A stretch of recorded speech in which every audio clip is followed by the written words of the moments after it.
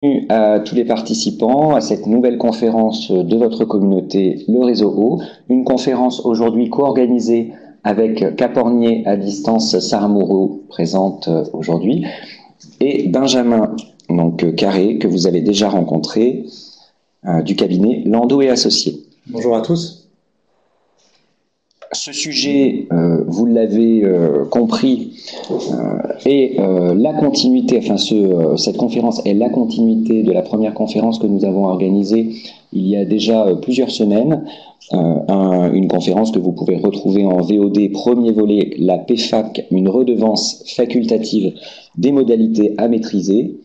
Vous cliquez tout simplement sur le lien en bas de votre écran et vous pouvez consulter la VOD.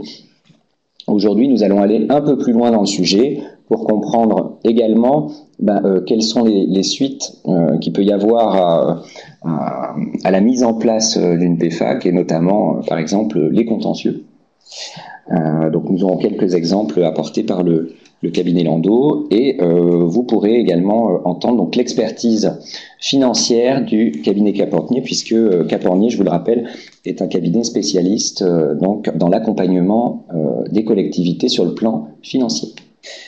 Je vais laisser la parole à nos deux intervenants. Avant cela, je vous rappelle que vous avez des liens, mais vous les retrouverez en fin de conférence, que je vous ai mis en bas de votre écran, qui vous reportent directement aux prochaines formations. Le premier, vous l'aurez peut-être constaté, il y a déjà 186 inscrits donc sur la protection des installations d'eau potable face aux actes de malveillance. Et le second, le 25 septembre, un petit point sur les modèles d'organisation, régie d'eau et d'assainissement, comment décider. Alors, je lance le support de présentation. C'est Benjamin Carré qui commencera. Très bien. Donc bonjour à tous. Alors je vous présente un peu le plan de cette formation pour le volet 2 sur les modalités d'application de la PFAC ou de la PFAC, ça dépend comment on dit. Alors d'abord je vais faire quelques rappels sur la nature juridique de cette participation au financement de l'assainissement collectif, chose qui avait déjà été faite lors de la première webconférence, mais je voudrais préciser quelques points. Ensuite, avec Sarah, on va voir les modalités pour recouvrer cette participation au financement. Alors on va voir déjà quand le faire, c'est-à-dire sur quels immeubles et dans quelles hypothèses, pour quels redevables, quand c'est dans son application dans le temps et sur le territoire où peut-elle s'appliquer avec l'hypothèse précise des zones d'aménagement concertées. Et ensuite, dans une dernière partie, on verra les modalités pratiques du recouvrement de cette participation en déterminant bien la compétence, comment déterminer son montant, les décisions à prendre et les contentieux qui peuvent en découler. Donc, d'abord, on va faire quelques rappels sur la nature juridique de la PFAC, puisque ça a des conséquences, en fait, notamment en matière contentieuse. Alors, le fondement légal de la PFAC, il se trouve dans le Code de la santé publique, donc pour être tout à fait précis, c'est à l'article 1331-7, donc là, je vous l'ai retranscrit. Les différents donc de ce qu'on a pu connaître pour la participation au raccordement à l'égout, la PRE, puisqu'on s'en souvient, la participation au raccordement à l'égout, ces dispositions, ces fondements légaux étaient situés dans le Code de l'urbanisme, puisqu'il a été considéré comme une participation d'urbanisme, ce qui n'est plus le cas de la PFAC. Même si au tout début de l'instauration de la PFAC, on a pu se poser la question. Alors là, on est tous au courant, je ne vais pas refaire l'histoire de la PFAC, mais elle a été instituée au moment où en fait la PRE a été supprimée avec l'institution de la taxe d'aménagement. Et donc c'était à compter, sa date d'application de la PFAC territoire national était à compter du 1er juillet 2012. Alors précisément sur la nature juridique, la doctrine dit que la PFAC est une redevance. Alors là, sur ce point, on va être plus précis encore. Au moins, peut-on la distinguer de l'impôt et dire que la PFAC n'est pas un impôt, ce qui a des conséquences en matière de compétences importantes, puisque la détermination de l'assiette, du calcul de l'imposition relève de la compétence du législateur, ce qui n'est pas le cas des redevances et autres types de contributions. Donc là, on est bien, et ça a bien été rappelé par le juge, que c'est le pouvoir réglementaire qui est compétent pour déterminer les modalités de détermination et de recouvrement de la participation au financement de l'assainissement collectif, comme c'était le cas en fait avec la participation au raccordement à l'égout lorsque cette participation existait. Ça implique un recouvrement par voie exécutoire avec application des règles relatives au titre exécutoire. Ça aussi implique qu'il le système de la réclamation préalable au trésorier payeur général, ce qu'on peut voir pour les impositions, ne s'applique pas. Donc en matière de contentieux des poursuites, dans la PFAC, les usagers ne vont pas passer par le trésorier payeur général. On voudrait préciser une chose sur la nature juridique de la PFAC, c'est que, comme je l'ai dit, elle a été considérée comme telle, comme une redevance, et c'est notamment la DGCL qui le précise. Il faut quand même être il faut quand même nuancer cette position et plutôt la considérer comme une contribution directe. C'est même précisé dans le code de la santé publique, c'est à l'article L1331-9, qui précise que la PFAC est considérée comme une contribution directe. Alors elle ne dit pas que c'est une contribution directe, mais elle dit que doit être considéré comme tel, notamment pour l'application de ces règles contentieuses. Si bien que le contentieux des titres exécutoires émis au titre d'une FAC ne relève pas a priori du juge judiciaire, mais on a ces contentieux devant le juge administratif.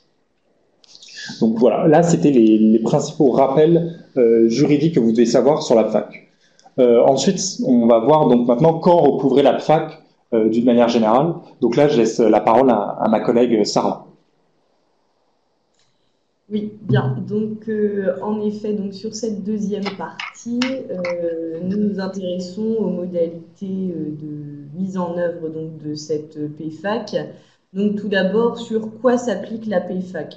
Donc, nous sommes toujours dans le cadre de ce même article 1331-7 du Code des collectivités, non, du Code de la santé publique, qui s'intéresse donc au raccordement qui concerne donc les constructions nouvelles, les extensions et le réaménagement, donc c'est-à-dire la rénovation des immeubles.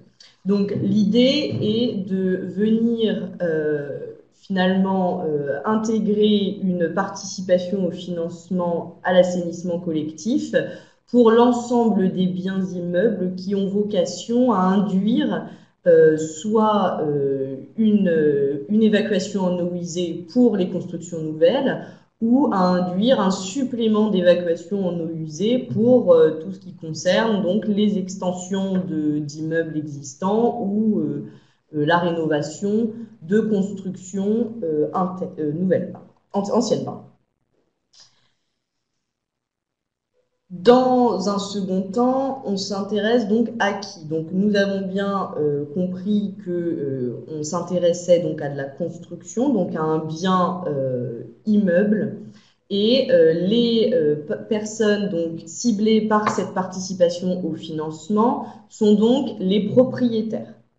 C'est-à-dire que tout propriétaire d'un bien immeuble qui est raccordé à un réseau d'assainissement collectif sera soumis à cette participation. Donc le propriétaire, encore une fois, qui réalise une extension sur son immeuble aura vocation, si elle est mise en œuvre, à payer cette participation forfaitaire. Donc la participation n'est évidemment pas supportée par un ancien propriétaire d'un bien immeuble, c'est-à-dire que lorsque nous achetons un bien et que le raccordement est fait postérieurement à l'acquisition, bien évidemment, c'est le nouveau propriétaire qui doit payer cette participation et non pas l'ancien propriétaire. Et donc, de l'instant où elle est mise en œuvre, donc par la collectivité, nous le verrons par la suite, il y a une réelle obligation de payer cette participation et elle s'impose donc à tous. Un point sur la dernière, sur l'application à tous les propriétaires de la PFAC. Comme on va le préciser ensuite, la PFAC résulte d'un choix pour la collectivité qui peut ou non l'instituer. Mais dès l'instant où elle décide de l'instituer, elle doit l'appliquer dans tous les cas. Alors on peut voir qu'il peut y avoir lorsqu'elles sont bien justifiées, quelques différences dans ce traitement, mais le Conseil d'État a clairement jugé comme tel que c'était une faute que constituait une faute la décision par laquelle le maire, alors c'est pas forcément le maire, c'est le président de l'organisme ou de l'organe compétent en matière d'assainissement collectif, que celui-ci commettait une faute s'il dispensait l'un de ses propriétaires lorsque toutes les conditions étaient réunies pour qu'il soit soumis à cette participation, s'il le dispensait de payer cette forme.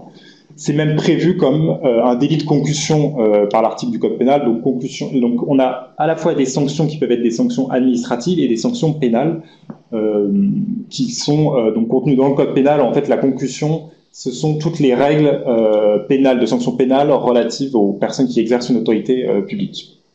Voilà, c'était la précision que je voulais apporter sur le fait que si la PFAC est une faculté qui est permise aux personnes compétentes en matière d'assainissement collectif, dès lors qu'on choisit de l'instituer, on ne peut pas en dispenser ceux qui y sont redevables. Il y a une obligation de recouvrement de l'instant où l'organe délibérant se positionne en faveur de cette participation. Oui. Comme je vous le précisais, donc, sur la première partie, cette PFAC a vocation à s'intéresser aux biens immeubles et elle est notamment destinée à être honorée par les propriétaires de ces biens immeubles d'habitation. Mais donc toujours sur la base de ce même article 1331, il est également intégré la possibilité de mettre en œuvre cette PFAC dans le cadre de ce que l'on appelle les assimilés domestiques. Donc, à quoi correspondent, si vous voulez, donc ces assimilés domestiques? Donc, ce sont l'ensemble des établissements dont les eaux usées peuvent être assimilables à un usage domestique.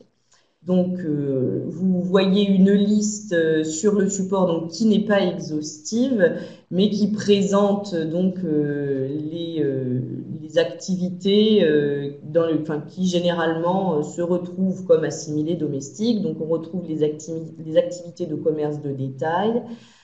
Donc là, c'est plutôt de la vente en direct vers le public. Les activités de services qui contribuent à ce qu'on appelle des soins d'hygiène. Donc là, évidemment, ce sont tous les services en lien direct avec l'utilisation de l'eau, donc les laveries, les pressings, les salons de coiffure, et enfin les activités d'hôtellerie, donc les résidences de tourisme, les centres de soins médicaux également, puisque ça a vocation à générer de l'utilisation d'eau et donc des rejets.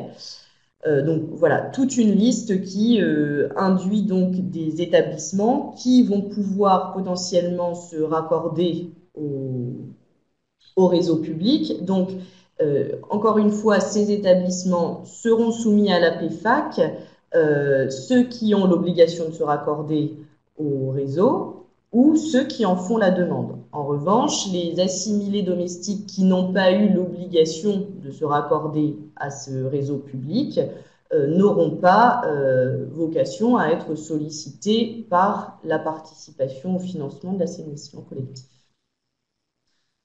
Je ne sais pas si tu veux préciser quelque chose. Non, sur ce point, j'ai pas de précision à apporter. On passe à la suite, donc pour savoir quand est-ce qu'on applique la PFAC, avec en fait son champ d'application dans le temps et notamment comment on le combine avec l'ancienne PRE. Alors maintenant, il y a de moins en moins de contentieux dans ce domaine puisqu'on commence vraiment, ça commence à être loin l'institution de la PFAC, mais du reste, on a eu des décisions intéressantes en la matière. Donc l'alinéa 4 de l'article relatif à la PFAC, le 1331-7 du Code de la santé publique, précise bien qu'on peut demander que la PFAC est exigible à la date du raccordement au réseau public de collecte des eaux usées de l'immeuble.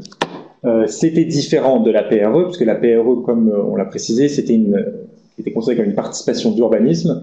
La date de son exigibilité se faisait à compter de la date à laquelle le propriétaire bénéficiait d'une autorisation d'urbanisme, typiquement d'un permis de construire.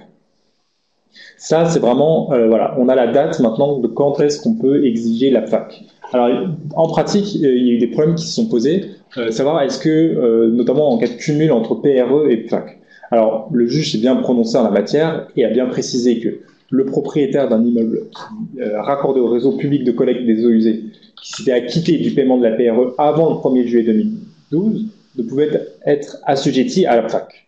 La question s'est posée à propos des immeubles pour lesquels les propriétaires ont été astreints par une prescription figurant dans un permis de construire qui était délivrée à la suite d'une demande déposée avant le 1er juillet 2012, de savoir si celui-ci devait verser une PFAC. Donc là, le Conseil d'État a été amené à se préciser, plus récemment, parce que c'était en 2017, il a bien précisé que c'était toujours la PRE qui était applicable et non la PFAC. Il y a, au-delà de ce contentieux particulier, il y a aussi la possibilité qui a été clairement dite dans une réponse ministérielle, donc une réponse du gouvernement, en date du 7 juillet 2016. Donc il faut relativiser la portée juridique des réponses ministérielles. Ça a une portée juridique qui est moindre qu'une décision du Conseil d'État, c'est pas une jurisprudence, mais ça apporte des éléments intéressants et on peut quand même s'y référer. En fait, on s'était posé la question de savoir si on pouvait instituer une PFAC de manière rétroactive. Alors, de manière rétroactive, pour être tout à fait précis, c'est est-ce que je pouvais instituer une PFAC à compter du 1er juillet 2012, donc date à laquelle le législateur a institué ce système, alors même qu'aucune délibération n'avait été prise par l'organe compétent en matière d'assainissement collectif. Et là, le gouvernement a dit que oui, que la délibération d'un conseil municipal peut, sans méconnaître le principe de non-rétroactivité des actes administratifs, soumettre l'ensemble des immeubles raccordés à partir de cette date, donc du 1er juillet 2012, à la PFAC jusqu'à la délibération en cause.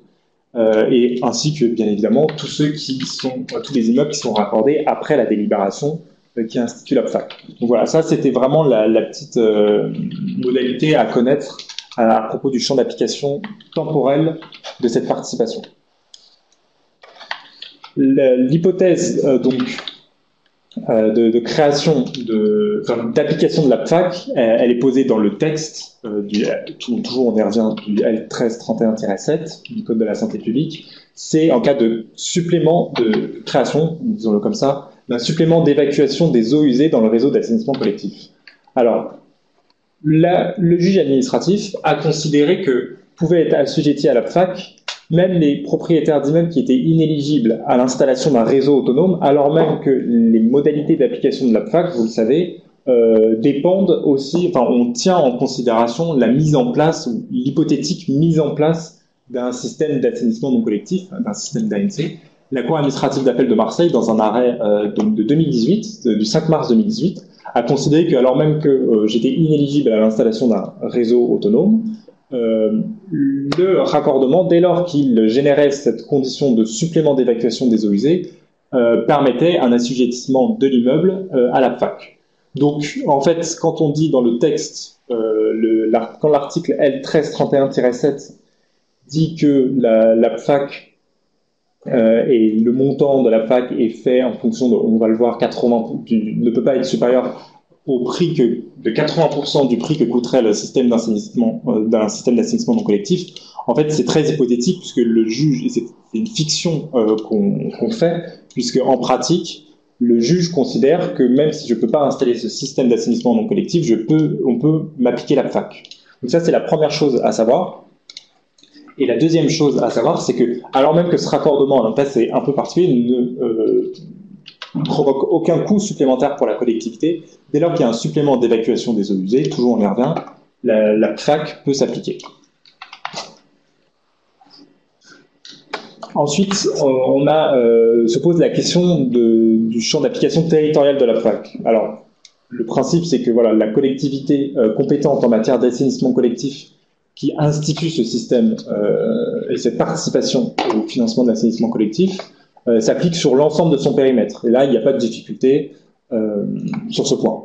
Il n'y a pas une exception, mais un aménagement qui est prévu dans le texte même, c'est l'application de la participation au financement de l'assainissement collectif dans les zones d'aménagement concerté, les ZAC. Donc c'est prévu à l'alinéa 2, toujours du même article, L1331-7 du Code de la santé publique, qui précise que dans le cas d'une ZAC, lorsque c'est l'aménageur qui supporte tout ou partie du coût de construction du réseau, qui était compris dans le programme le programme des équipements publics qui a été fixé par la collectivité, le montant de la PFAC est diminué à proportion du coût ainsi pris en charge. Donc en fait, le principe posé de l'application de la PFAC dans les ZAC, il est simple, c'est on applique le principe de non-paiement, d'interdiction d'un double paiement des équipements d'assainissement.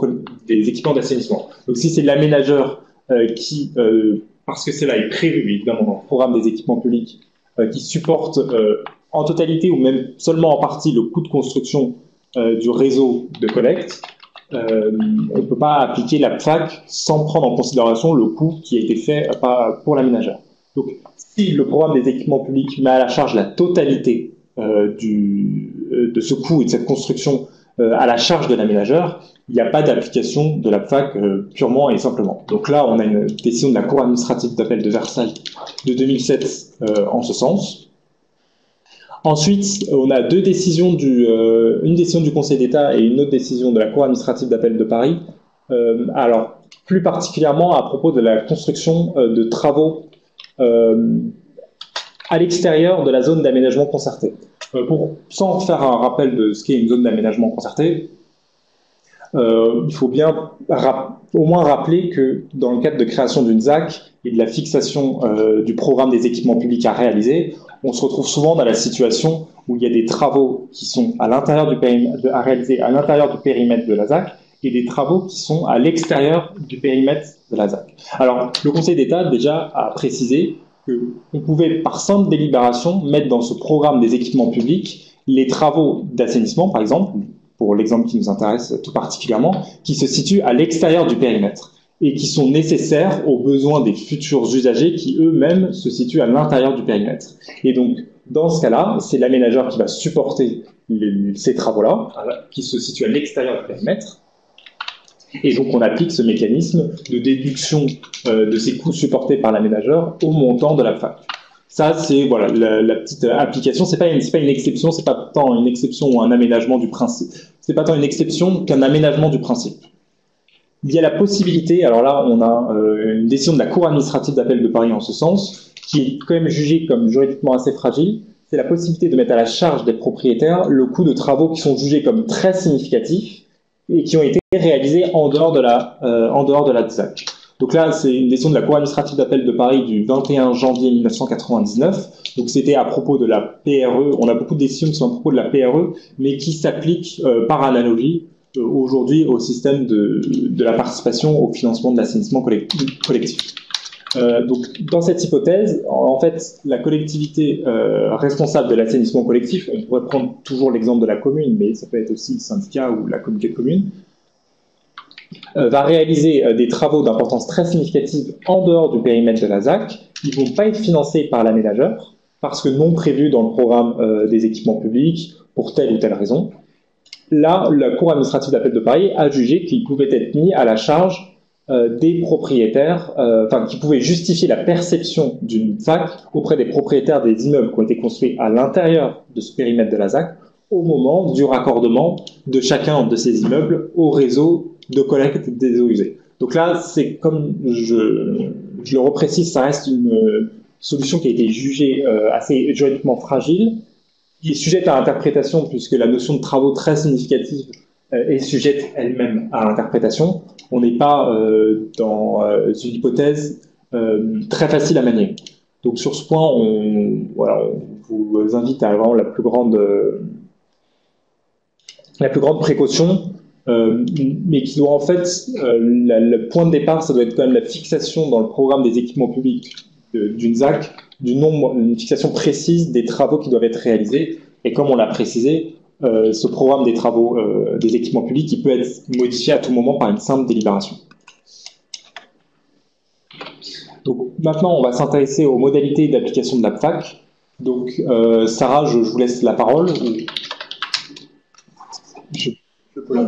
Modalités d'application de la PFAC. Donc tout d'abord, qui est compétent en matière de mise en œuvre de cette PFAC? Donc comme l'indiquait déjà Benjamin précédemment, donc la mise en œuvre de la PFAC est donc quelque chose de facultatif et la décision de sa mise en œuvre ressort uniquement de la collectivité qui est compétente en matière d'assainissement collectif. Donc, en effet, aujourd'hui, ces collectivités compétentes peuvent être à la fois les communes, les communautés de communes, voire des syndicats. Donc, c'est le gré de distribution de transfert de compétences qui ont lieu indépendamment de chacun des territoires. De l'instant où la collectivité se positionne, donc compétente encore une fois en matière d'assainissement collectif, se positionne sur sa mise en œuvre, c'est donc une délibération de l'organe délibérant de cette collectivité qui se positionne en faveur de la PFAC et qui va notamment en fixer l'ensemble des modalités d'application. Cette délibération va acter à la fois les modalités de calcul de la PFAC, mais va nécessairement induire, et c'est ce qui a été précisé tout à l'heure par Benjamin, que de l'instant où on a une délibération, on a l'obligation de recouvrer cette participation. Après, si la PFAC est indexée ou pas. Notamment, on a 2 points qui sont à soulever en matière de compétences sur la collectivité et 2 points qui concernent des cas particuliers, notamment pour un immeuble qui se situe sur une commune limitrophe à une autre commune qui, elle, a assuré la maîtrise d'ouvrage du réseau sur lequel cet immeuble est raccordé. Bien évidemment, dans ce contexte, l'immeuble qui va être assujetti donc à cette participation devra donc payer cette participation auprès de la collectivité qui a assuré la maîtrise d'ouvrage du réseau public. Dans un deuxième temps, il y a donc également, lorsque on a un partage de notre compétence en matière d'assainissement collectif, c'est également la collectivité qui va assurer la collecte des eaux usées, qui perçoit également cette participation. Voilà, et sur ce point, on peut simplement préciser qu'avec la loi Ferrand-Finot, notamment sur le transfert des compétences eau et assainissement au comité de communes et au comité d'agglomération, avec évidemment l'hypothèse, pour rappeler l'hypothèse d'un non-transfert au comité de communes en cas de minorité de blocage, on va quand même avoir de moins en moins de doutes sur la compétence en matière d'assainissement collectif qui sera à l'échelon intercommunal et à l'échelon des comités de communes et des comités d'agglomération encore plus, parce que pour les comités d'agglomération, c'est une compétence obligatoire et sans possibilité d'y déroger. Donc la question de la compétence, en fait, elle pose de moins en moins de problèmes, mais comme l'a effectivement bien précisé Sarah, c'est dans la collectivité compétente, il y a forcément une intervention au début de son organe délibérant, donc soit le comité syndical, soit le conseiller communautaire, ou encore, mais ça ne doit plus être le cas dans beaucoup d'endroits, le conseil municipal qui institue par délibération cette participation au financement de l'assainissement collectif. Donc, pour déterminer son montant, Sarah, je vous redonne la parole. Donc, en termes de montant, donc la loi laisse une relative liberté à la collectivité pour définir ses modalités de calcul. Elle fixe néanmoins, donc, on va dire, deux limites qui doivent être respectées. La première, c'est donc le respect du fameux plafond des 80%. C'est-à-dire que le montant de la participation qui va être, encore une fois, fixé par l'Assemblée délibérante de la collectivité compétente ne pourra pas être supérieur à 80% du coût de mise en œuvre d'un assainissement autonome. Ah, Sarah, on vous entend plus très bien. Est-ce que vous nous entendez? Est-ce que vous m'entendez? Attendez,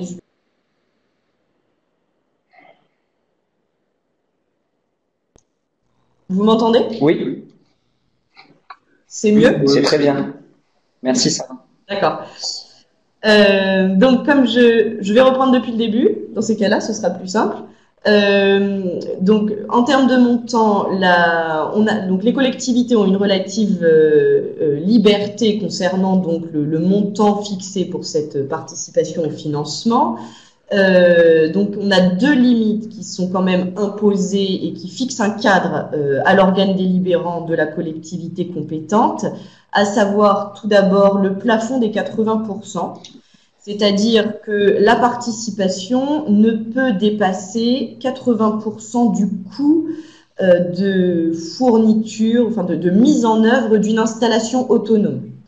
Donc l'idée, encore une fois, c'est de faire participer je vais l'appeler le contribuable, même si ça remet quelque peu en question la notion d'imposition, comme vous l'avez précisé, Benjamin, précédemment, mais si vous voulez, c'est que le citoyen participe d'une certaine manière à un réseau qui va lui permettre de tout de même réaliser un certain gain quant à cette mise en œuvre d'un réseau public par rapport à un assainissement autonome. Donc, on fixe quand même un cadre à la participation forfaitaire par rapport à ce fameux plafond comparativement à un montant d'assainissement autonome. La deuxième limite et donc le deuxième cadre fixé pour cette participation, c'est qu'on induit la nécessité d'un tarif qu'on appelle unique, mais pour des redevables placés dans des situations dites identiques, c'est-à-dire que donc c'est comme il est précisé sur le support, donc c'est en respect d'un principe d'égalité de traitement, c'est-à-dire que il peut y avoir une différence entre les différentes situations, mais ça doit pouvoir être apprécié et justifié de manière relativement objective.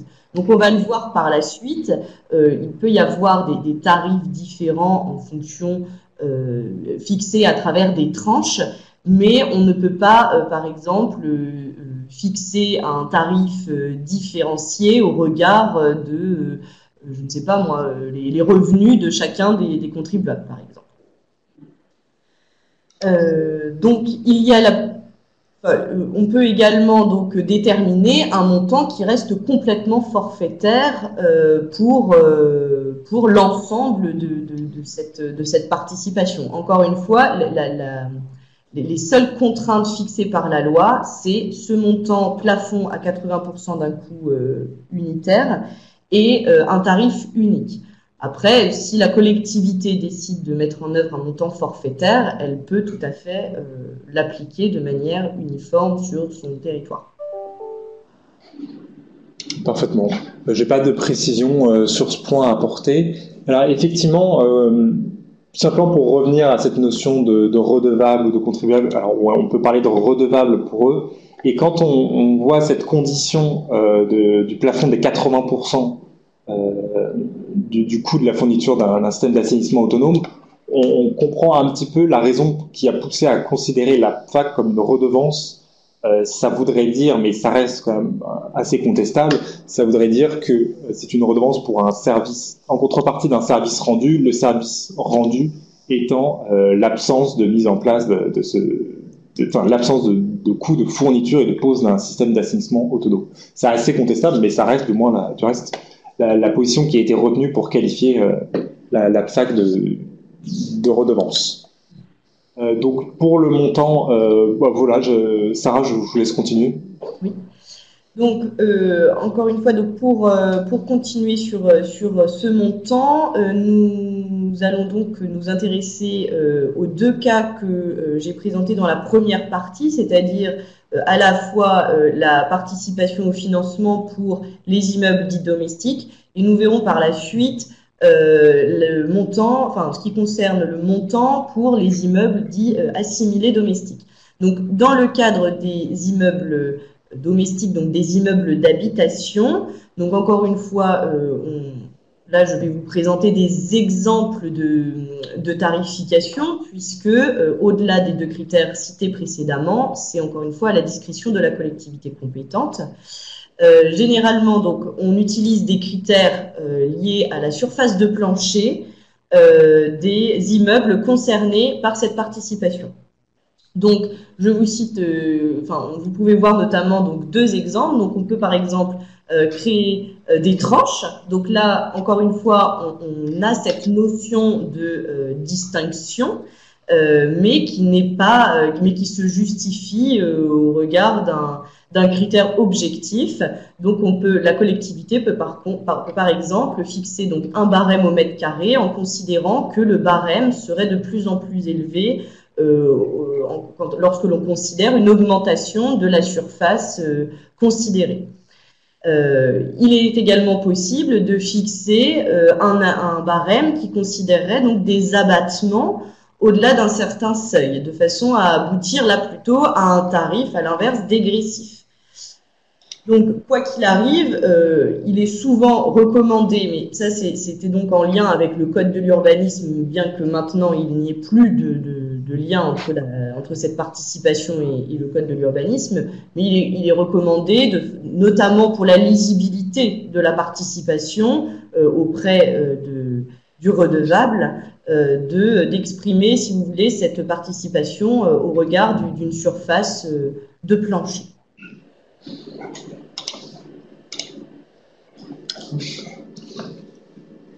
Dans le cadre donc des immeubles dits assimilés domestiques, donc comme le précisait la liste de ces immeubles assimilés domestiques que j'ai présenté en première partie, vous avez pu vous rendre compte qu'il s'agit généralement d'immeubles qui sont caractérisés par des surfaces relativement conséquentes.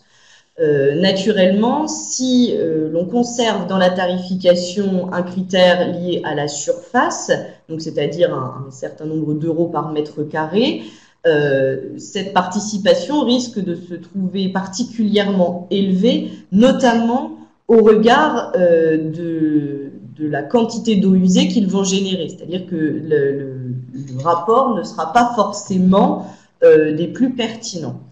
Donc, dans ce cas, ce qui est généralement mis en œuvre au sein des collectivités, c'est soit un calcul au cas par cas. Donc là, c'est-à-dire que l'on va tout simplement estimer le coût d'une installation individuelle pour ce type d'immeuble assimilé domestique. Et auquel cas, eh bien, la collectivité fixe du coup une participation forfaitaire au regard de ce qu'elle a pu estimer. Dans ce cas-là, on n'a plus le fameux plafond des 80% qui s'applique. Le plafond des 80% s'applique uniquement dans le cadre des immeubles d'habitation. Ou alors, on peut également avoir des collectivités qui vont fixer ce que l'on appelle un tarif par équivalent usager. Donc, c'est-à-dire que qui va également pouvoir comporter certaines tranches. Donc, sur notamment la diapositive. Oui,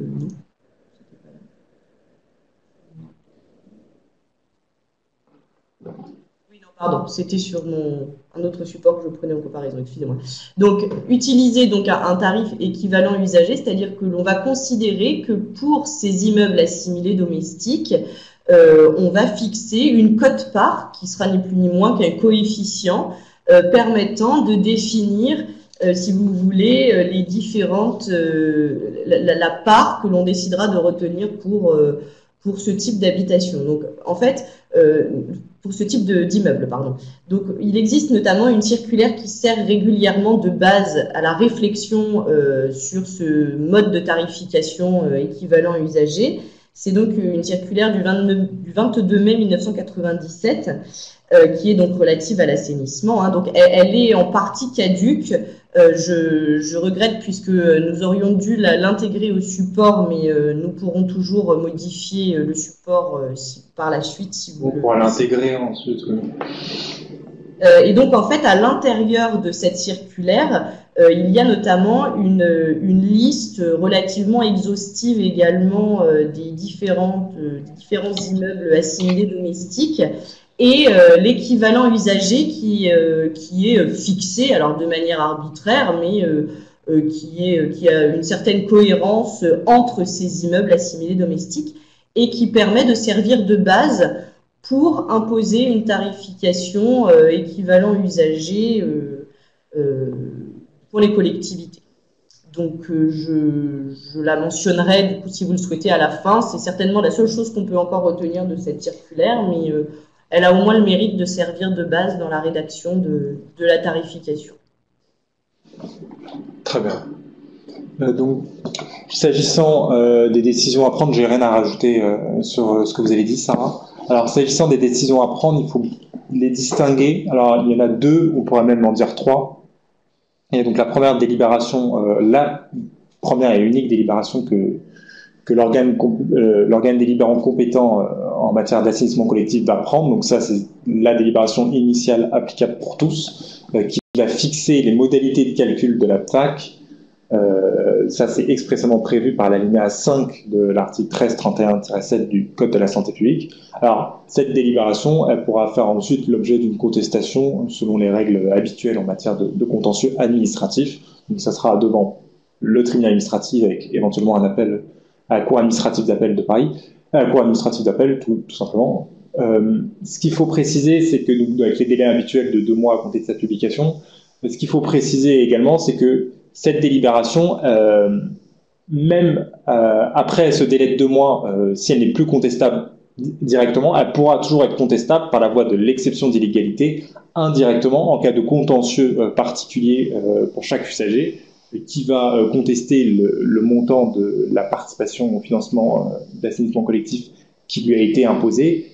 S'il constate que en fait, la délibération est illégale ou si du moins il prétend que cette délibération est illégale, parce qu'elle fixe mal ou parce qu'elle simplement elle fixe pas du tout les modalités de calcul de la participation, mais pour d'autres raisons indépendantes de cette condition, si simplement cette délibération était prise au terme d'une procédure irrégulière ou si elle est insuffisamment motivée, il pourra la faire valoir à l'encontre de son propre contentieux à lui, lequel va en fait porter sur le titre exécutoire qui va être émis pour le recouvrement de sa participation, sa PFAC, mais auquel j'ajoute directement en fait la décision par laquelle la collectivité va l'imposer, va l'assujettir à la PFAC. Donc en fait, il y a 2 types de contentieux qu'on peut quand même distinguer, c'est-à-dire le premier, 3 types même, plus exactement. Le cas du contentieux de la délibération, le cas ensuite du contentieux où en fait la collectivité va imposer à un usager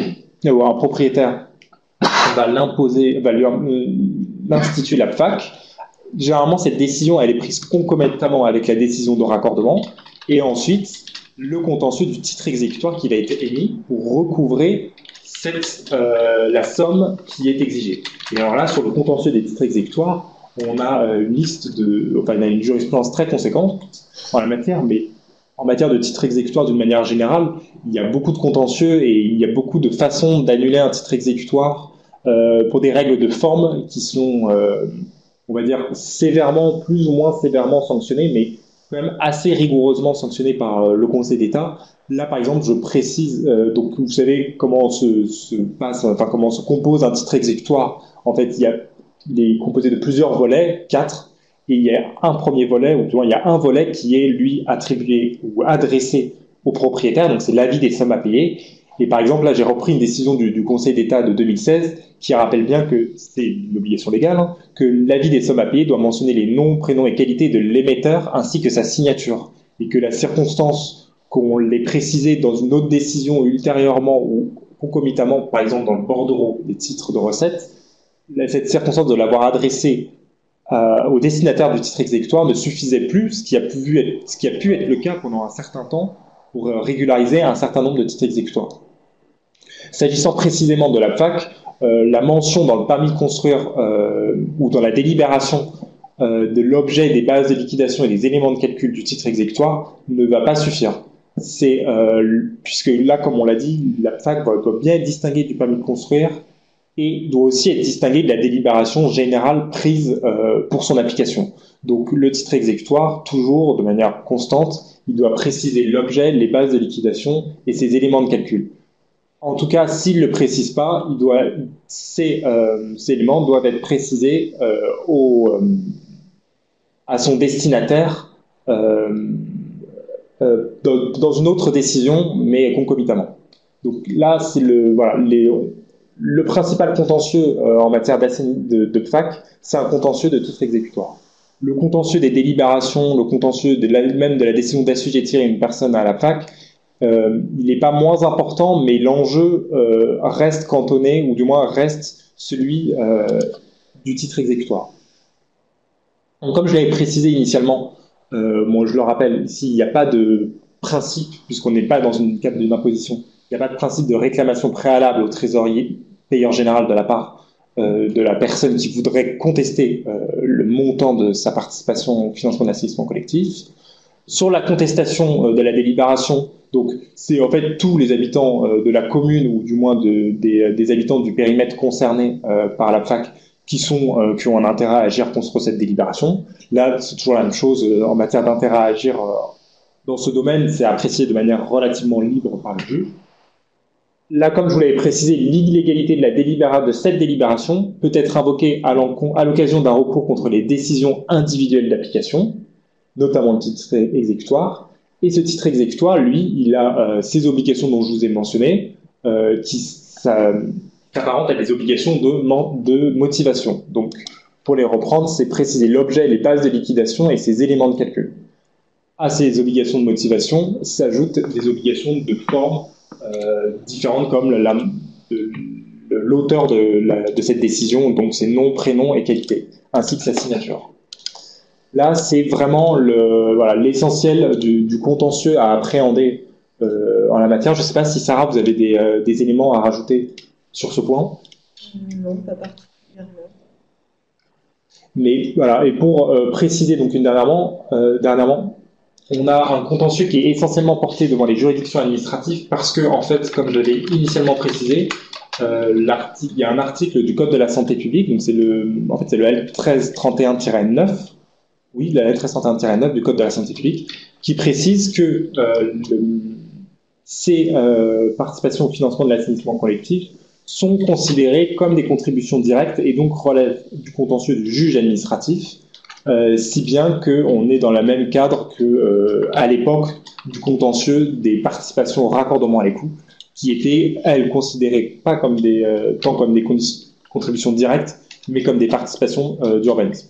Donc c'est la raison pour laquelle, là, je vous cite des décisions du Conseil d'État, qui est la haute juridiction administrative en la matière, et qu'on a plein de décisions soit de tribunal administratif, soit de cour administrative d'appel en la matière. Donc il y a une espèce d'unité du contentieux, puisque tant s'agissant des délibérations que des décisions individuelles d'application de la PFAC, on est devant le juge administratif. Alors pour le reste, et Sarah, si vous n'avez pas d'observation à présenter, on en a terminé sur cette présentation des modalités d'application de la PFAC et de sa détermination. Sarah? Non, c'est bon pour moi. Super. Eh bien, merci beaucoup à tous les deux. Nous allons pouvoir passer au temps d'échange avec les participants. Nous avons déjà beaucoup de questions donc, depuis que vous avez commencé. La première d'Emmanuel Champ. Les établissements, services publics ou d'intérêt collectif, écoles, peuvent-ils être exonérés? Alors, je ne vois pas les questions. Oui, je viens de le mettre en grand. Donc, c'est la toute première en haut et je vais les traiter donc, dans l'ordre. Tu peux remonter en... Voilà, comme ça. Donc, les établissements, services publics ou d'intérêt collectif, écoles, peuvent-ils être exonérés? Alors, je ne sais pas, Sarah, si vous voulez répondre ou si je réponds. Non, attendez, parce que moi je ne... Ah oui, ok.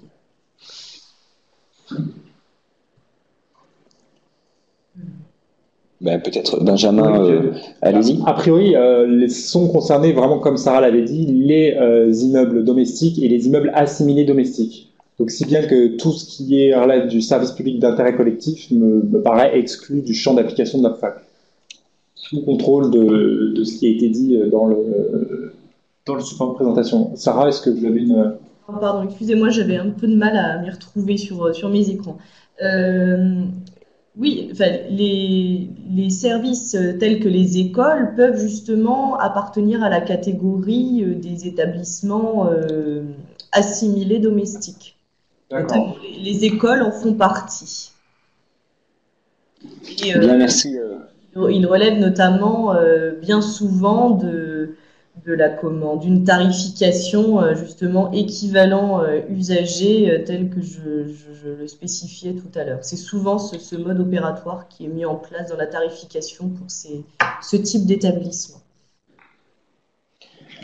Alors, Rémi Gardella qui complète vos interventions par un commentaire. Les EUAD n'ont pas d'obligation de raccordement, mais droit au raccordement. On ne peut donc pas les obliger au raccordement. Est-ce que vous souhaitez rebondir sur ce commentaire de Rémi ? A priori, la PFAC, elle s'applique, la PFAC s'applique en cas d'obligation d'un raccordement à l'assainissement collectif. Donc, dans l'hypothèse où il n'y a pas d'obligation de raccordement, il n'y a pas d'application de la PFAC. La PFAC est appliquée à tous, même les services publics, etc. On ne doit pas différencier les différentes catégories d'usagers. Donc, c'est à nouveau Rémi Gardella qui vient compléter. Benjamin Gaillardet, est-on en droit d'appliquer une tarification spéciale, moins 50% par exemple, sur les bâtiments de type HLM ? Alors là, c'est une question qui a été posée et qui n'a pas nécessairement été résolue. Du reste, il y a une note du ministère en la matière qui avait précisé effectivement qui avait plutôt penché vers le non pour faire une différence de traitement en fonction de la qualité de l'immeuble concerné, savoir si c'est un HLM, un logement social, ou si c'est un logement non social. Donc, a priori, il y a plutôt une réponse négative en la matière, même si c'est au moment de l'instauration de la PFAC, donc c'est à partir vers 2012, que la question s'est posée. Et voilà, le ministère avait plutôt répondu négativement. Donc, je n'ai pas d'exemple en pratique de cas où on aurait contredit le ministère et on aurait appliqué une PFAC différente selon qu'il s'agit d'un logement, selon que la construction concernée est un logement social ou non. Mais quand on a l'application du principe d'égalité de traitement, qui s'applique donc bien à notre cas, comme l'avait précisé Sarah, on peut pas le faire, on peut pas faire une différence de traitement et d'application du tout en fonction, par exemple, Sarah avait pris cet exemple, des revenus de la personne concernée. Alors là, évidemment, c'est pas les revenus de la personne concernée qui sont dont le critère est envisagé, mais c'est la qualité du logement. Bon, on s'en rapproche un peu et là, ça serait plutôt là, c'est une interdiction en la matière. Merci Benjamin. Peut-on instituer une PFAC pour logements existants différentes, base de calcul de la PFAC, de logements neufs? C'est une question de Frédéric Létang. Il complète avec une deuxième partie. À quel document, transmettons le montant de la PFAC? J'ai cru comprendre que l'on ne peut plus l'inscrire dans l'arrêté de permis de construire. Alors oui, en fait, là, il faut bien distinguer l'arrêté de délivrance d'un permis de construire et la décision d'assujettir la personne à la PFAC, qui, elle, comme on l'a précisé, est plus liée juridiquement à cette délivrance d'autorisation d'urbanisme. Donc quand je dis autorisation d'urbanisme, on peut entendre vraiment permis de construire, mais ça peut être un autre type d'autorisation d'urbanisme. Il faut vraiment la délier de ça et la relier à la décision par laquelle il y a un raccordement à l'assainissement collectif. Donc, si vous avez cette décision et qu'elle est matérialisée, vous pouvez matérialiser la décision d'assujettissement à la PFAC concomitamment. Donc, c'est mieux de le faire parce que ça permet de séparer les choses, étant donné que votre permis de construire ne va pas justifier en droit l'assujettissement de la personne à la PFAC. Donc, si on met dans la même décision matérielle, c'est dans le même document, et le permis de construire et la PFAC, ça peut paraître compliqué. Pour revenir sur la différence d'instauration d'un tarif, disons-le comme ça, s'agissant des constructions neuves et des constructions anciennes, là c'est en fait exactement la même réponse que s'agissant du logement social. C'était pareillement évoqué dans la même note ministérielle de 2012, qui elle avait plutôt tendance à dire oui, mais j'ai pas d'exemple qui me dit qu'en pratique on aurait procédé de telle manière. Sarah? Non, je suis d'accord. On y va. Rémi Gardella à nouveau. Il y a aussi certains PUP où la PFAC doit être gérée comme dans les ZAC. Donc c'était un commentaire. Ouais. Frédéric Létang, on peut instituer des modalités d'exonération de la PFAC au prorata du montant de travaux de raccordement en considérant que le montant total FAC et travaux en domaine public ne dépasse pas le seuil de raccordabilité défini par la collectivité. Alors, est-ce vrai? Est-ce que je réponds à la première question sur les pubs? Alors, je ne vois plus. Alors, je le remonte. Oui, il faut remonter. Donc, c'était Rémi Gardella. Je l'ai lu comme une remarque, mais peut-être que c'était une question, effectivement. Il y a aussi certains PUP où la PFAC doit être gérée comme dans les actes. Ça doit être le cas, mais là, c'était simplement pour attirer l'attention, faut bien distinguer la PFAC d'une PUP ou de tout type de participation à l'urbanisme. Mais s'il n'y a pas de questions, il n'y a pas de réponse. L'autre remarque était de savoir c'est Frédéric Létang, donc c'est de savoir si justement on ne dépasse pas le seuil de raccordabilité défini par la collectivité quand on fait le montant total PFAC et travaux. Alors là, il faut le voir, mais le seuil, il doit être calculé avant. Donc là, sur les modalités de calcul, savoir si on sait si on dépasse ou non, je ne pourrais pas vous dire. Voilà. Alors, c'était les modalités d'exonération de la PFAC au prorata du montant de travaux. C'est ça. Emmanuel Champ, peut-on appliquer la PFAC à des immeubles en ZAC mais se raccordant sur des réseaux déjà existants et non pris en charge par le programme de travaux de la ZAC? Alors là, a priori, comme je vous l'avais dit sur les ZAC, c'est vraiment l'origine, ce qui fixe l'applicabilité ou non de la PFAC, c'est le fait que celui-ci, est-ce qu'il a été mis à la charge de l'aménageur? Qu'est-ce qui a été mis à la charge de l'aménageur? Là, on évoque l'hypothèse où en fait rien n'a été mis à la charge de l'aménageur, ou du moins pas le système concerné. Donc, il faut quand même prendre en compte tout ce qu'a payé l'aménageur, mais si rien n'a été fait de la part de l'aménageur dans le programme des équipements publics, oui, la PFAC, elle est applicable. Parce qu'en fait, la PFAC, elle est applicable dans les zones, dans les ZAC, dans les zones d'aménagement concerté. Mais en fait, son montant, en plus d'avoir les règles qu'on a évoquées, règles générales sur la détermination de son montant, c'est-à-dire pas plus de 80% du coût d'un système d'assainissement autonome, en plus de ces règles-là, il faut lui déduire le coût qui a coûté le coût des dépenses qui ont été faites par l'aménageur de la zone d'aménagement concerté, de la ZAC. Donc s'il n'y en a pas, a priori, oui, le système de la PFAC peut s'appliquer. Pascal Ribaud, dans l'hypothèse d'un aménagement d'un bâtiment, changement de destination de locaux, en milieu urbain, pour l'implantation de locaux de vie, le calcul peut-il être fait sur la pose d'une microstation? Voilà, c'est une question très pratique. Est-ce que je peux calculer en fonction d'une... En fait, ça voudrait dire au moins qu'il aurait fallu la prévoir dans la délibération, parce que là, on est vraiment dans le cas, dans des hypothèses qu'il faut initialement, je pense, je ne sais pas, Sarah, si vous êtes de mon avis, enfin, je pense même, j'en suis sûr, il faut initialement prévoir dans la délibération. C'est-à-dire, toutes ces différences qu'on veut instituer, donc là, c'est en cas de renouvellement, il faut que ce soit prévu dans la délibération. Du reste, je pense que l'exemple me paraît pas invraisemblable, mais il n'y a pas de... C'est simplement une première analyse. Alors, j'ai Jean-Paul Humbert qui réagit en direct. La PFAC est applicable aussi dans les halles. C'est l'aménageur qui doit le définir dès le permis de lotir dans son règlement intérieur. Oui, en fait,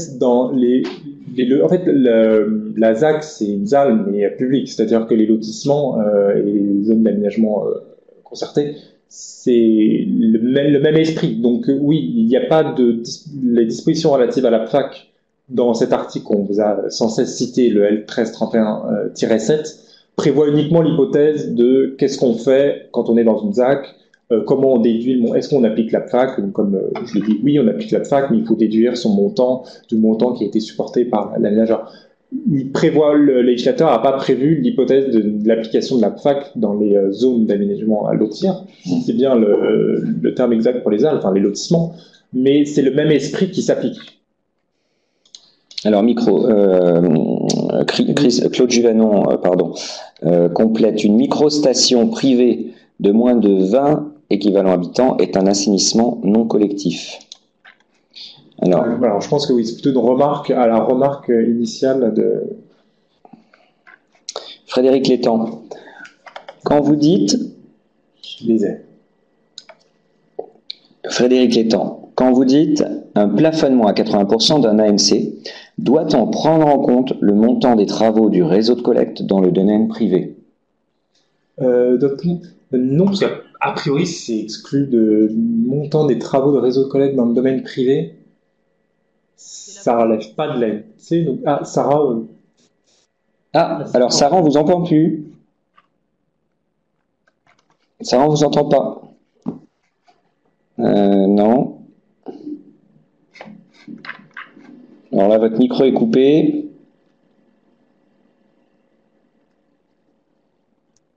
Vous m'entendez? Oui, super, c'est bon, parfait, merci. Il s'agit pour répondre donc à la question sur les 80% liés à l'assainissement non collectif, on prend le coût estimé de la fourniture et de la pose de cet assainissement non collectif. Merci Sarah. Jean-Paul Imbert, peut-on dissocier la PFAC au PAB? Au PAB. Au PAB. Alors, PAB.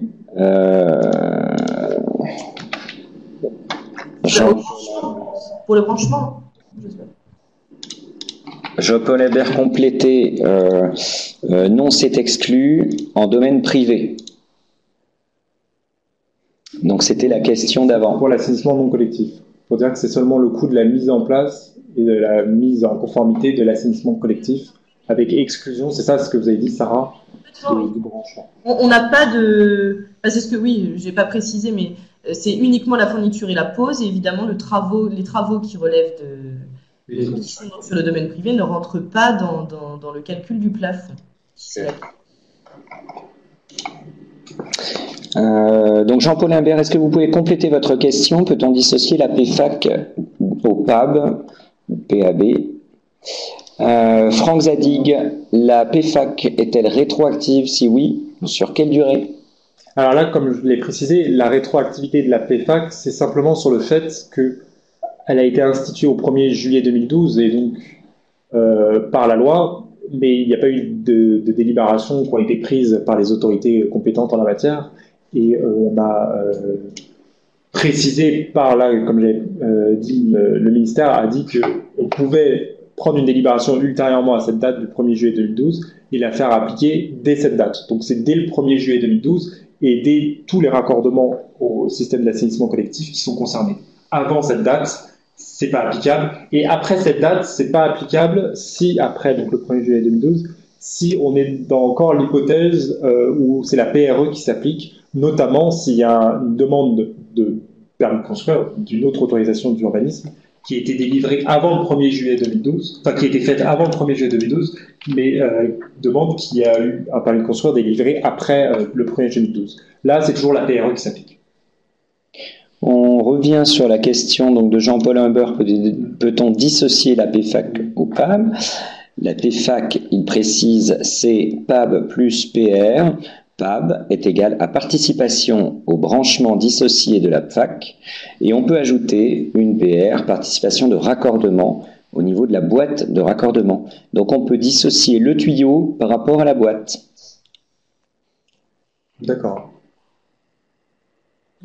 Pas de commentaire. Commentaire à apporter. Merci. Alors, question suivante. Alors, Pascal Ribaud complète et revient sur sa question. Il revient sur une question et sur la réponse de Claude sur la microstation inférieure à 20 équivalents habitants, qui est un ANC. Pour un aménagement de locaux recevant plus de 20 personnes, colonies, centres d'handicapés, etc. Donc là, pareil, voilà, donc pour préciser.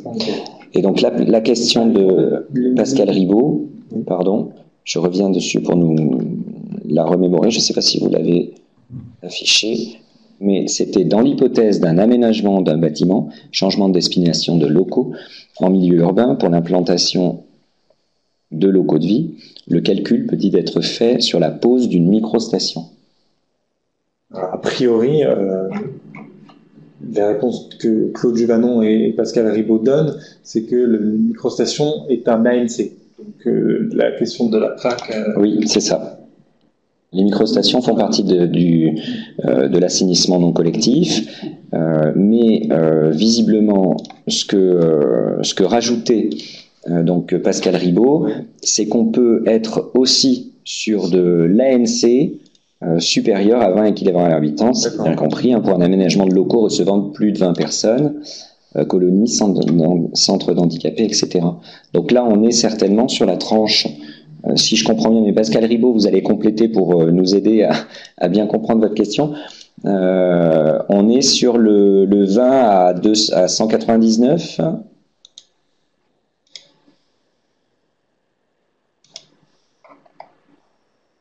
Voilà, donc il dit oui, donc on est sur la tranche plus de 20, mais Jean-Paul Imbert rebondit et nous dit que sur la tranche plus de 20, on est considéré comme de l'assainissement semi-collectif.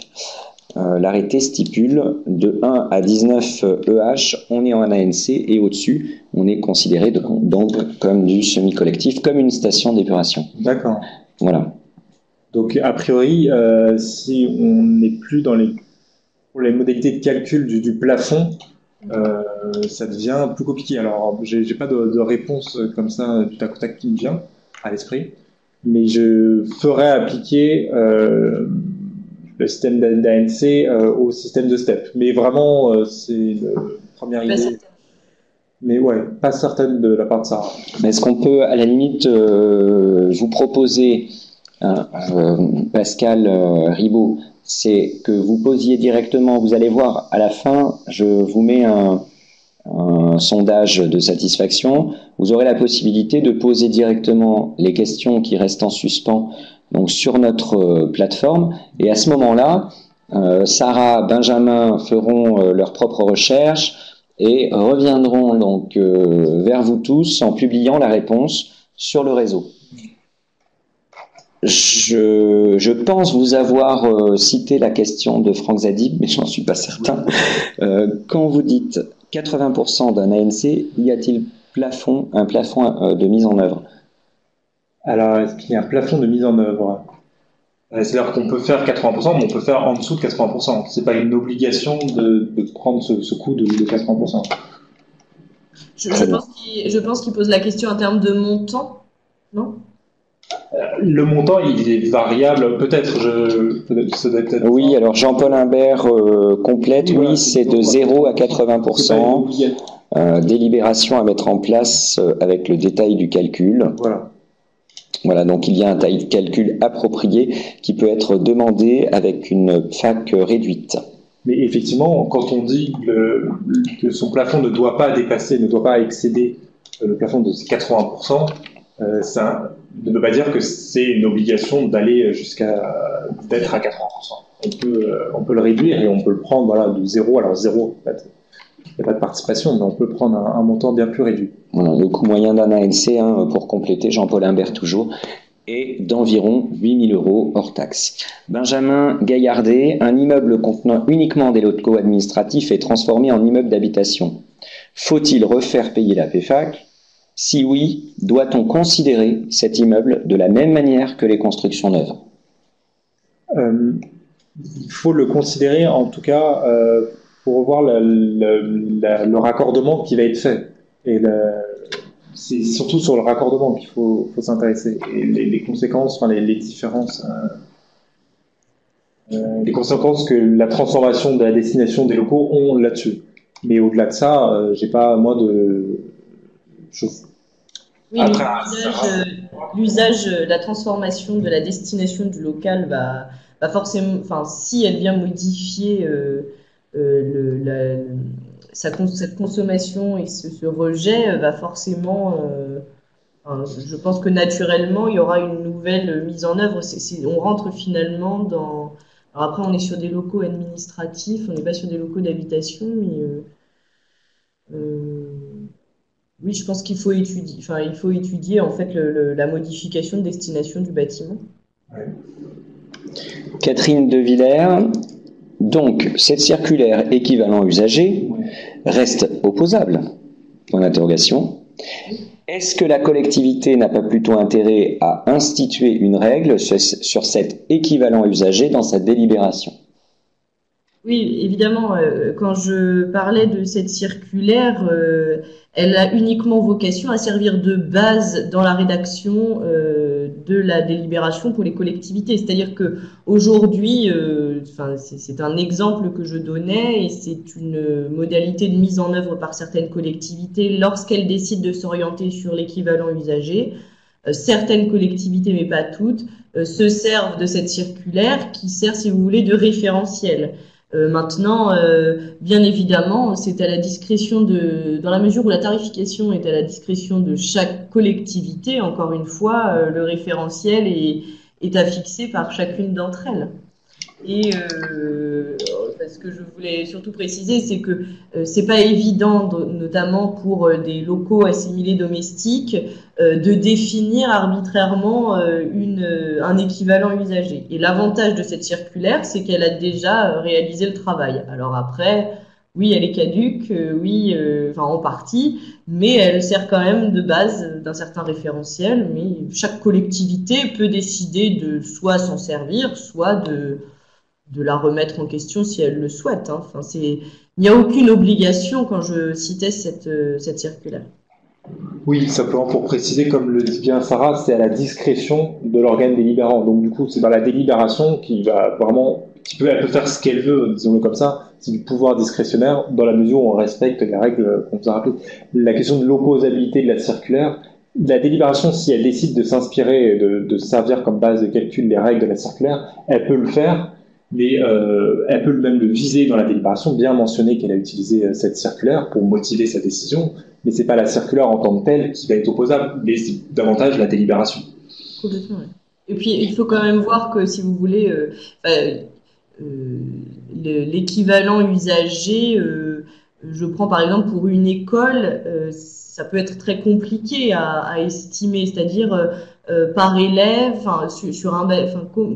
si on fixe une telle tarification pour un équivalent usager, à combien d'équivalents usagers correspondent un élève? C'est jamais facile à faire. Et c'est vrai à appréhender en tout cas. Et donc là, c'est vrai que cette circulaire a au moins le mérite, malgré son ancienneté, puisqu'encore une fois, elle date de 97, mais de fixer une référence qui peut être actualisée si vous le souhaitez.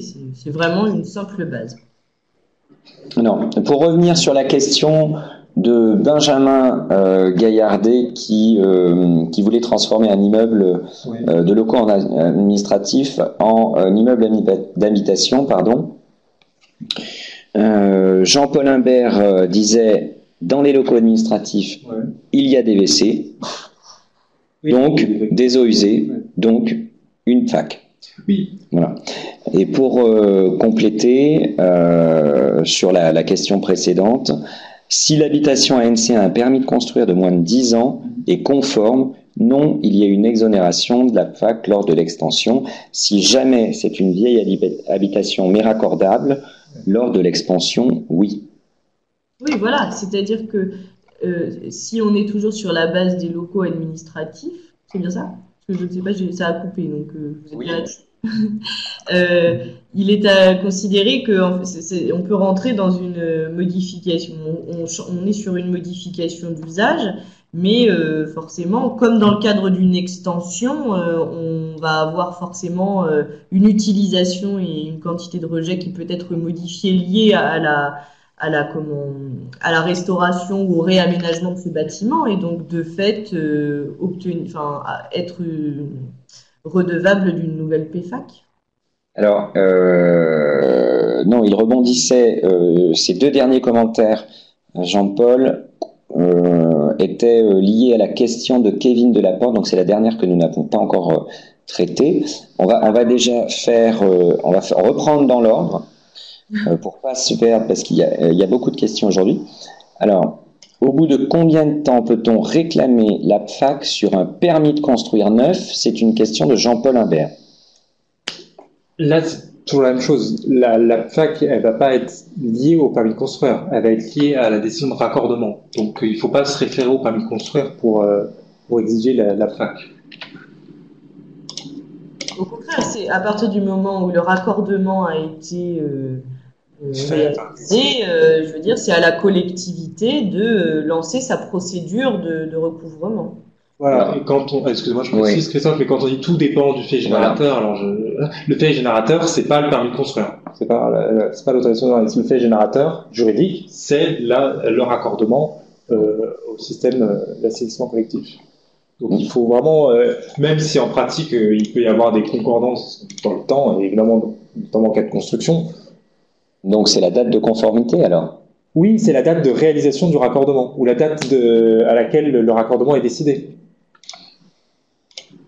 Ça, c'est vraiment la singularité de la PFAC par rapport à la PRE. La PRE, elle, était vraiment liée au permis de construire, et c'était une participation d'urbanisme.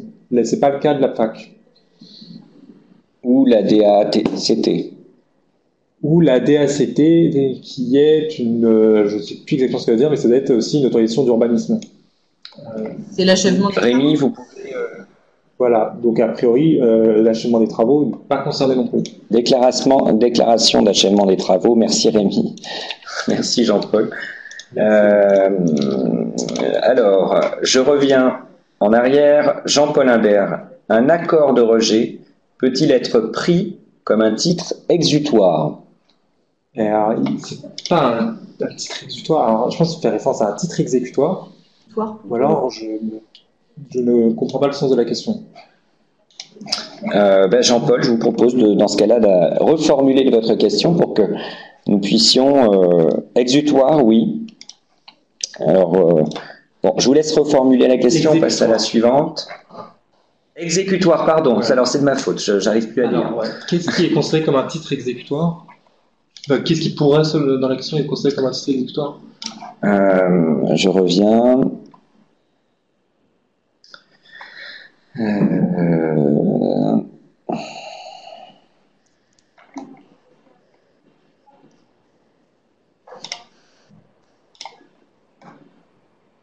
Un accord de rejet peut-il être pris comme un titre exécutoire?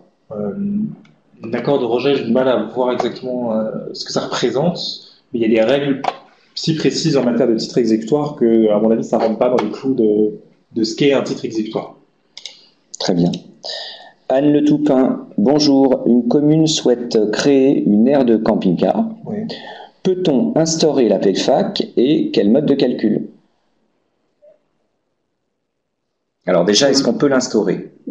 Ça rentre, et je crois que Sarah l'a précisé dans la présentation, que ça peut rentrer dans les immeubles assignés domestiques, les aires de camping-car. Alors Sarah, comment, si tel est le cas, comment on la calcule? Oui, mais le souci, c'est que une aire de camping-car, si c'est la commune qui décide de créer cette aire de camping-car, c'est donc elle qui va créer à l'initiative des travaux sur son propre domaine. C'est ça que je comprends. Elle va pas s'assujettir à se payer elle-même la PFAC. Oui, donc elle décide de se facturer elle-même. Bon, pourquoi pas, mais en tout cas, au-delà, l'aire de camping-car en tant que telle rentre dans la catégorie des domestiques, dans la mesure où, évidemment, on peut imaginer que sur une aire de camping-car, on va avoir toute une installation de rejet des eaux usées, etc. Bon, en tout cas, on fait bien rire quand même Rémi. Instaurer, oui, car production eau usée, alors ça c'est... Et elle se calcule en fonction du nombre de places de camping-car. Bon. Voilà, donc je ne l'aurais pas forcément calculé en fonction du nombre de places de camping-car, mais de toute façon, c'est à la discrétion, là aussi, de la collectivité. Mais je pense que, plutôt estimer l'assainissement non collectif, ça a beaucoup plus de sens dans ce cas de figure, puisqu'on a quand même affaire à une installation relativement réduite sur un périmètre relativement réduit. Donc plutôt se positionner dans le premier cas de figure de l'évaluation du montant de la PFAC que l'on a présenté dans le support. Ouais, car le critère de production des eaux usées et celui qui voudrait être utilisé d'emplacement de place de camping-car, il est quand même... Enfin, le lien est distant.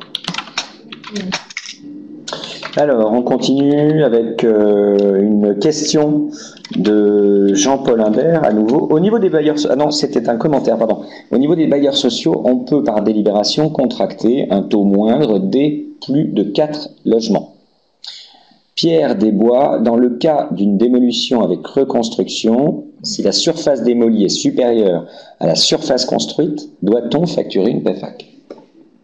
Alors, dans le cadre d'une démolition en reconstruction, oui, la PFAC peut être appliquée. Ça, il y a une décision du Conseil d'État ou d'une cour administrative d'appel qui est citée dans le support de présentation. D'accord. Donc oui. Est-ce que donc ça s'applique même alors même qu'on ne rentre pas dans exactement des hypothèses prévues par le texte? Est-ce que en l'espèce c'était le cas où la superficie de la reconstruction était moins importante que la construction initiale? J'ai pas la réponse. Il faudrait voir dans la décision du Conseil d'État en la matière. Jean-Pierre Carrette, ANEN, changement de destination d'un immeuble d'habitation en usage assimilé domestique, application de la PFAC assimilé domestique, mais ANEN plus 2, retour en sens arrière, changement de destination en sens inverse avec augmentation des mètres carrés redevables.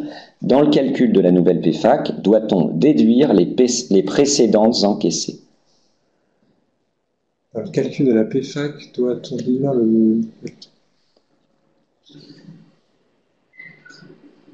J'ai pas de réponse comme ça qui vient. Sarah, est-ce que... Bon, eh bien Jean-Pierre, vous avez gagné également le droit de poser votre question sur le forum. Vous faites un copier-coller, vous contribuez directement avec le... Donc vous attendez que je mette le sondage de fin de... je vais vous le rajouter en bas, tiens, ce sera plus simple. Voilà, je vais prendre... 1 minute, et donc pour vous, et j'ai oublié donc l'autre question, voilà, donc je vous la mets en bas, je vous mets le lien en bas, vous avez juste à cliquer, et vous pouvez poser votre question en même temps que vous continuez à nous écouter. Donc, question suivante, Jean-Pierre Carrette à nouveau, avez-vous connaissance de jurisprudence relative à l'application de la PFAC pour pergola, véranda? Alors de mémoire, Claude Juvanon, je ne sais pas si il nous écoute encore, oui certainement, a déjà été confronté à ces cas-là, donc Claude tu pourras compléter aussi. Je vais peut-être d'abord laisser la parole à Benjamin. C'est la production, j'ai pas moi à ma connaissance de tel cas, mais c'est la production d'eau supplémentaire qui est concernée. Alors à voir si en principe une pergola ou une véranda paraît pas rentrer dans les clous de ce critère. Donc a priori ça paraît, mais Claude Juanon dit oui, mais toujours dans le cas où il y a une production d'eau supplémentaire. Ça crée des eaux usées supplémentaires. Alors, mais là encore, c'est aussi, j'en précise et tout, j'en reviens à ça, dans le cas de construction d'une véranda, d'une pergola, alors qui nécessite des autorisations d'urbanisme qui sont différentes selon la taille de ce qui est fait, il faut bien la distinguer de l'application de la PFAC qui va être différente.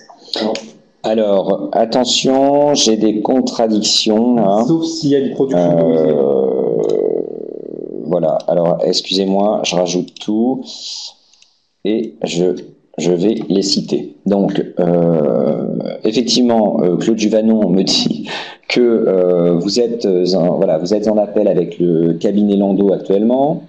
Rémi Gardella disait si c'est pas habitable, c'est pas taxable, à l'image de l'ANC, les vérandas ne sont pas comptabilisés. Jean-Paul Imbert, pour pergola, véranda, pas de PFAC car eau pluviale, sauf s'il y a production d'eau usée, effectivement. Et puis, le dernier commentaire que j'ai rajouté, on applique la PFAC si la reconstruction augmente le nombre d'évacuations d'eau usée. C'est ça, c'est exactement ça. Une véranda et une pergola, en soi, on ne peut pas dire nécessairement parce que c'est une véranda et parce que c'est une pergola, va le faire. Mais on pourrait presque dire l'inverse. Mais c'est pas parce que c'est non plus une véranda et une pergola que ça va pas impliquer un supplément d'évacuation d'eau usée. Voilà, c'est... Voilà, je crois pas. Non, une véranda fait obligation par son nettoyage. Donc voilà, c'est le débat qui reste à suivre, hein, finalement. Claude, tiens-nous au courant du résultat de cet appel. Jean-Pierre, non, pardon, c'est celle qu'on a vue. Jean-Paul Imbert, dans l'eau, voilà. Donc, celle-là aussi, on l'a déjà traitée, ça aussi. Kevin Delaporte, lors d'une extension de réseau, peut-on facturer la PFAC à une habitation équipée d'un ANC conforme? La définition de la PFAC faisant état d'une économie pour la mise en place d'un ANC. Je ne vois pas comment on pourrait appliquer la PFAC à un système... là, on dit qu'on va appliquer la PFAC à un système d'assainissement non collectif. Alors, Kevin souhaite... lors d'une extension de réseau, donc appliquer la PFAC à une habitation qui est déjà équipée d'un ANC et l'ANC est conforme. Il dit la définition de la PFAC faisant état d'une économie pour la mise en place d'un ANC. Oui, la définition de la PFAC. Jean-Paul Imbert, dit non, pour la question de Kevin Delaporte. Et donc, Benjamin. Mais parce qu'en fait, la PFAC, ses modalités de calcul sont déterminées en fonction de ce que coûterait un système d'assainissement autonome. Mais la PFAC ne s'applique pas au système d'assainissement autonome.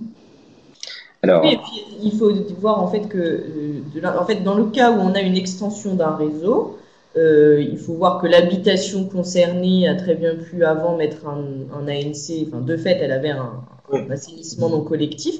Et donc, la seule chose qui doit être vérifiée, c'est si l'assainissement non collectif est bien conforme. Il y a des règles de conformité particulières à respecter. Mais si elle respecte ces règles de conformité, il n'y a aucune obligation pour que la PFAC s'applique. Jean-Paul Imbert, si l'habitation ANC a un permis de construire de moins de 10 ans et conforme, non, il y a une exonération de la PFAC lors de l'extension. Pardon, j'ai perdu encore les lignes. Voilà, Rémi Gardella, Frédéric Létang d'abord. Si la construction est récente de moins de 10 ans, il y a une dérogation à l'obligation de raccordement. Moi, je dis oui pour l'application de la PFAC après extension, c'est Rémi qui commente. Jean-Pierre Carrette, une véranda peut augmenter la surface de vie, peut libérer un espace pour un habitant supplémentaire et donc générer des eaux usées supplémentaires.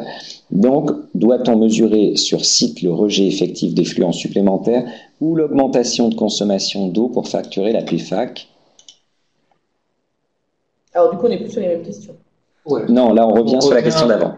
Là, on n'a pas encore la décision qui pourrait nous assurer que juridiquement c'est sécurisé d'appliquer une PFAC à l'hypothèse de véranda et de pergola, surtout de véranda. Et même si c'était le cas, avec toujours cette idée de comment calculer les eaux supplémentaires. Donc même avant de savoir comment on va calculer le rejet effectif, je pense qu'il faut être plutôt prudent sur l'application de la PFAC. Dans cette hypothèse. Et pour revenir sur l'application de la PFAC, donc dans le cas d'un ANC, il y a encore 2 commentaires. Si l'usager a une installation ANC conforme à ce moment-là, il y a une dérogation de 10 ans, mais après PFAC exigible tout de même au raccordement, c'est Rémi. Et puis Claude Juvanon, dégressivité de la PFAC en fonction du nombre d'années de mise en service de l'ANC. Vous souhaitez compléter, Sarah? Non. Bon. Jean-Pierre Carrette. Cette question, on l'a traitée. Catherine Devillers, pourrez-vous diffuser la circulaire, s'il vous plaît? Ce que je vous propose, c'est que on la transmette en lien directement sur la page de la formation au moment où on déposera l'enregistrement de cette conférence avec les supports qui ont été présentés aujourd'hui. Oui, est-ce que ça vous bien sûr. convient? Oui, on peut la mettre en annexe ou on peut l'intégrer directement au support, mais je Oui, pense que voilà. ça sera plus simple si on fait un lien directement vers la circulaire. Bon, en tout cas, Catherine, vous l'aurez. Bon, vous avez des remerciements de Jean-Paul Imbert, tout à l'heure. Sandra Peigne, comment peut-on vérifier... J'ai plus la liste en question qui s'actualise. Ah, parce que en fait, j'en ai pas rajouté. D'accord. Il faut remonter. D'accord. Comment peut-on vérifier le fait générateur, date de raccordement, déclaration par le propriétaire ou contrôle de raccordement par un délégataire? Donc on revient sur le fait générateur. Vous aviez dit tout à l'heure que c'était la date de raccordement, mais comment justement on le vérifie?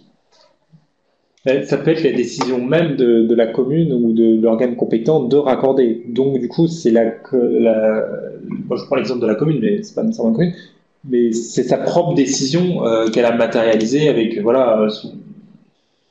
qu'elle a matérialisée elle-même. Ça peut être ça le fait générateur, et c'est souvent le cas en pratique.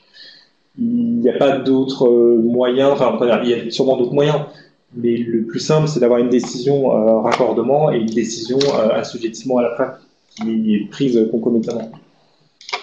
Alors, Sandra, Jean-Paul Imbert, un accord de rejet qui est signé lors de l'instruction du permis, par exemple, pour répondre à Sandra. Est-ce que, pour vous... Est-ce qu'un accord de rejet, c'est une question de savoir si l'accord de rejet peut être considéré comme décision de raccordement. Là, j'ai pas de réponse certaine sur ce point, donc je pourrais pas m'avancer. Et alors, Catherine vous demande, et combien de temps après le raccordement ou la DAACT peut-on demander la PFAC?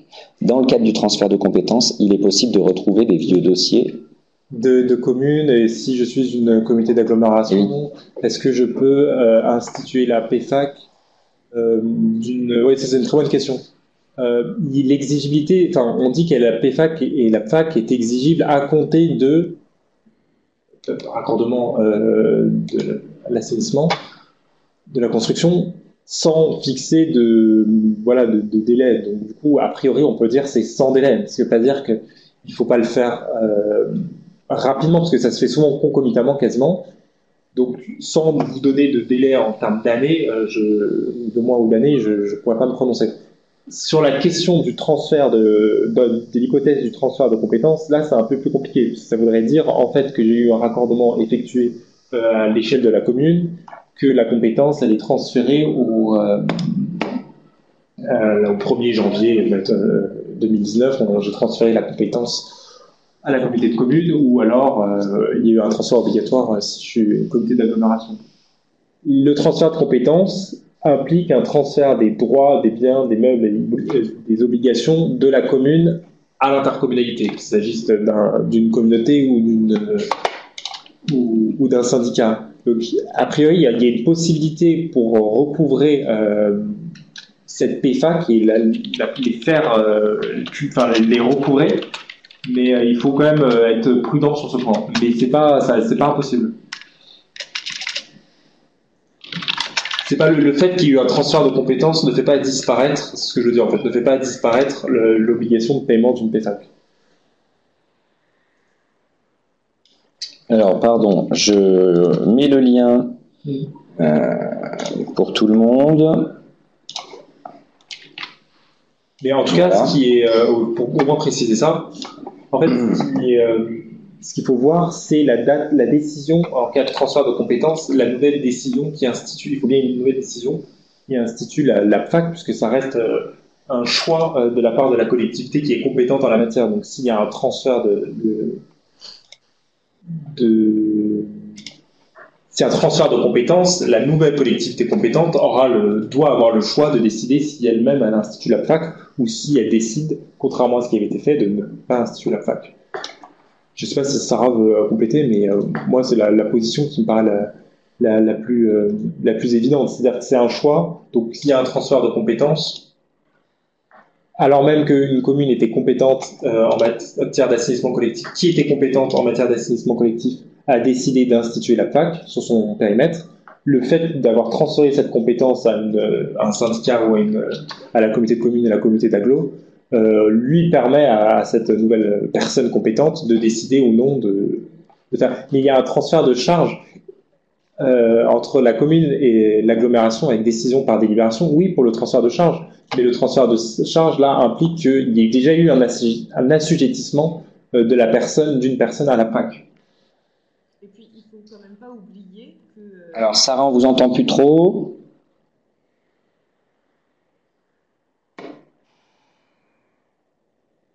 Ah, non. Voilà, allez-y. Vous m'entendez? Oui, super. Oui, non, je disais qu'il faut quand même pas, il faut surtout appréhender le fait que cette participation, elle doit être mise en œuvre en ayant une vision relativement globale enfin c'est même pas relativement d'ailleurs, c'est une vision globale du budget et que dans le cas d'un transfert de compétences, forcément le budget deviendra un budget agrégé. Je pense notamment dans le cadre d'un transfert obligatoire des communes vers la communauté de communes, par exemple, puisque pour les communautés d'agglo, c'est déjà fait. Et de fait, la participation aura même vocation à être uniformisée et harmonisée entre les communes d'un même territoire. Oui.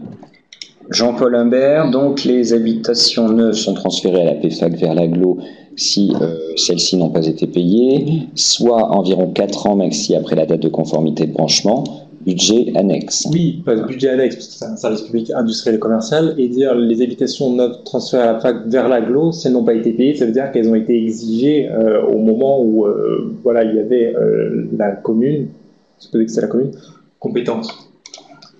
Alors, Jean-Pierre Carrette, si vous êtes là, je vous ai mis le lien, donc vous pouvez cliquer directement sur ce lien, faire un copier-coller en mettant quand même un peu le contexte de cette question pour que ceux qui n'ont pas suivi la conférence puissent comprendre de quoi on parle. Et donc, nos experts ici présents vont chercher réponse à votre question. Il y a une autre personne qui avait une question aussi sans réponse. Alors malheureusement j'ai oublié votre prénom. Il y a eu beaucoup de questions aujourd'hui, mais je vous conseille de faire la même chose. Je n'ai plus de questions, alors je n'ai plus qu'à vous remercier tous et toutes pour votre participation aujourd'hui. Merci Sarah Moureau et merci à Capornier d'avoir pu apporter son expertise encore une fois sur les communautés d'idéal. Merci au cabinet Landau et donc à vous Benjamin Carré d'avoir pu apporter ce retour sur les jurisprudences, les contentieux et tout ce qui a pu avoir lieu autour de la PFAC et qui a posé notamment quelques soucis à certains. Merci aux participants. Alors, je vous ai mis le sondage de fin, comme d'habitude. Vous êtes satisfait, tant mieux. Vous ne l'êtes pas, ce n'est pas grave. Il faut au moins nous dire pourquoi. Donc, dans ce cas-là, vous avez en dessous vos attentes. Vous avez et oui, parce que je vous ai enlevé le sondage, pardon. Donc, je vais vous le mettre en bas. Je vais vous le rajouter. Hop, voilà. Donc,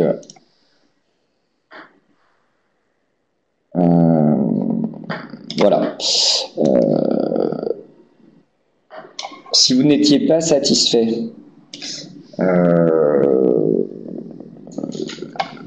oui, non, pardon. Je me mélange un peu les pinceaux cet après-midi. Donc, si vous n'étiez pas satisfait, vous avez le module qui s'appelle « Encore des questions ». Et là, pour le coup, vous pouvez les poser directement sur la plateforme. Sinon, vous nous passez un coup de fil et vous nous dites tout simplement ce que vous auriez apprécié avoir en plus ou en moins peut-être. Vous avez une troisième question qui est, si vous êtes plusieurs, combien êtes-vous derrière l'écran? Alors ça, je vous l'avais mis au tout début de la conférence. Ça nous permet de vous envoyer les attestations de diffusion, les attestations de présence, et de faire le bilan à la fin avec votre collectivité. Anne Le Toupin, si vous êtes encore connecté, je vois que vous avez répondu, oui, vous avez levé la main. Alors, je peux vous l'accorder si vous voulez, on est à la fin de la conférence, vous pouvez parler si votre micro est branché. Je vous ai donc vu remplir le questionnaire, mais l'idée là c'est si vous avez des personnes avec vous, dites-nous qui c'est. Donc vous, en fait, je sais que vous êtes là. Voilà, Jean-Paul Imbert, c'est pareil, on a vu que vous étiez là. Et merci d'ailleurs d'avoir participé activement aujourd'hui au chat. Si vous avez des sujets de formation qui vous seraient utiles à l'avenir, eh ben, vous pouvez nous le dire. Voilà, donc la gestion des eaux pluviales, c'est un peu large. Alors, je ne sais pas qui, je ne vois pas là, tout de suite, mais Cécile Ducot, je ne sais pas si vous êtes partie. Cécile, gestion des eaux pluviales, si vous pouvez me donner un axe un petit peu plus précis, ce serait sympa. Au moins, je pourrais répondre un peu plus précisément à vos attentes. Et puis, ben voilà, on a fait le tour des questions. Je vous remercie tous et toutes. À très bientôt. Bonne fin de journée. Au revoir. Merci à vous. Au revoir.